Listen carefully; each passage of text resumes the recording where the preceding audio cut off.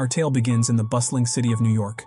Three men: James Kellerman, the prodigal son of a wealthy steel tycoon; Matt Stanley, a brilliant lawyer, the sly fox among them; and Joseph Joe Robbins, a quiet tech genius, held the vision of starting their own tech firm.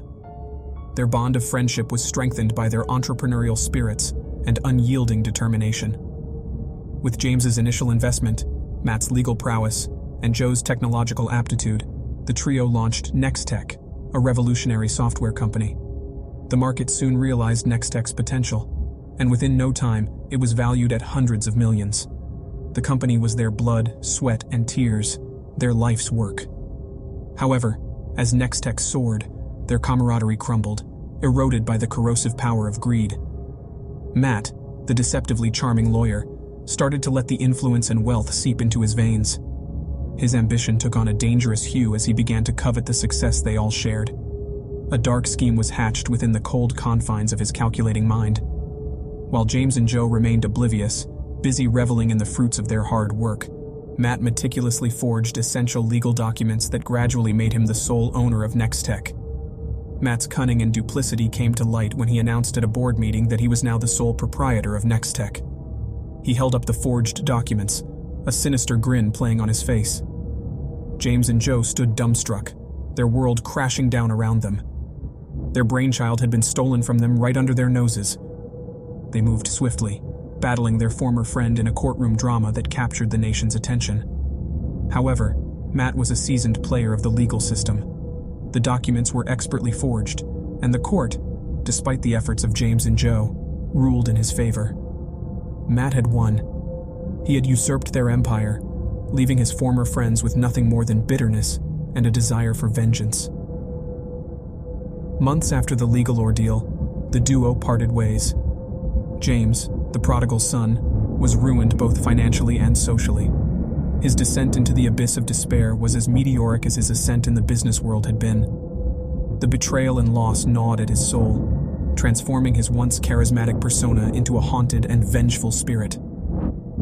On the day of reckoning, James, once the suave entrepreneur, now a shadow of his former self, chose his time carefully. He knew Matt was a creature of habit. At midnight, he would be alone in his penthouse, enjoying a cigar on his balcony overlooking the cityscape. James parked his old beaten-up car a few blocks away and walked the rest of the distance to Matt's luxurious high-rise. The once lively streets of New York now seemed like a labyrinth of shadows, haunted by the ghosts of his past life. As he entered the building, he avoided the prying eyes of the security cameras, slipping into a maintenance stairwell. His heart pounded in his chest, the cold stone walls of the stairwell echoing his silent footsteps. The penthouse door was heavily secured, but James was prepared. He had spent weeks studying Matt's security system. With a lock-picking set, he carefully manipulated the pins and cylinders. The door finally yielded, and James stepped inside the opulent penthouse. He found Matt on the balcony, his back turned to the door, oblivious to the intruder.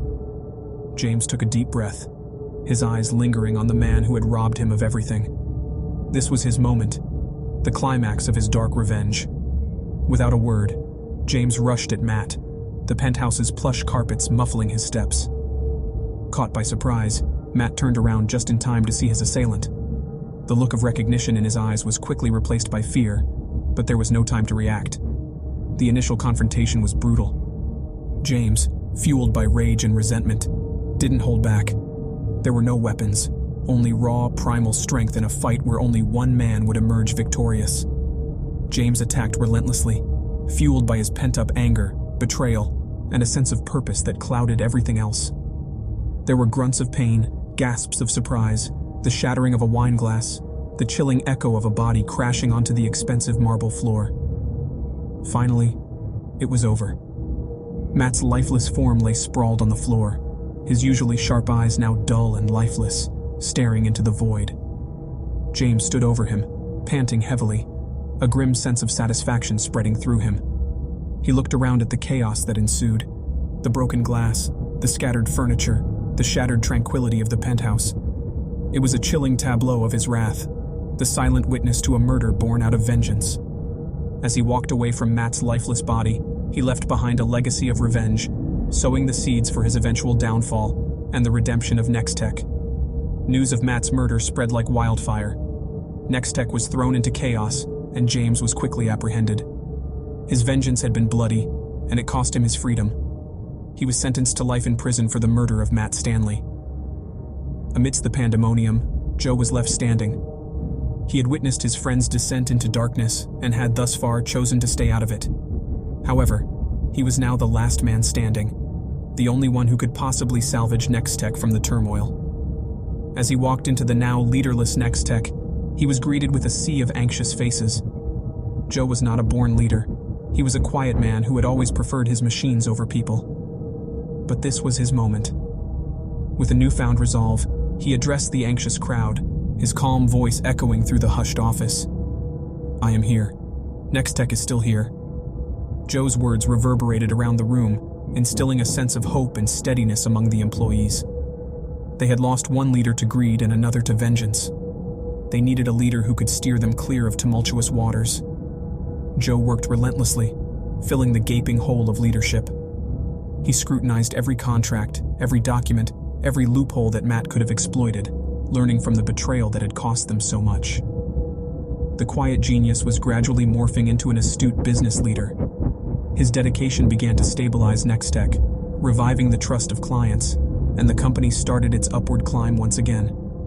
Meanwhile, James, incarcerated within the grim walls of his prison cell, followed NextTech's resurgence from the scraps of newspapers he received. His revenge had cost him everything, but knowing that Joe had reclaimed their lost empire brought a sense of bitter satisfaction. Years passed. Joe's leadership steered NextTech into an era of unprecedented growth. His humility and integrity earned him the respect of his employees and the business world. He often found himself standing before the towering edifice of NextTech, remembering the three ambitious men who had started this journey. One day, Joe received a letter. It was from James, written from his cold prison cell. His words, though filled with remorse and longing, carried an undercurrent of peace. He had come to terms with his fate. He only asked that Joe continue to uphold their original vision for NextTech and not let their brainchild ever be marred by the ugliness of greed and betrayal again. Joe, reading the faded words of his old friend, was overcome with a sense of nostalgia, the memories of their friendship lingering like ghosts from another era.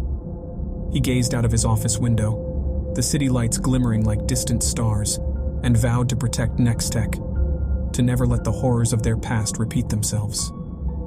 When you subscribe, be sure to hit the notification bell. Click here for more true scary stories.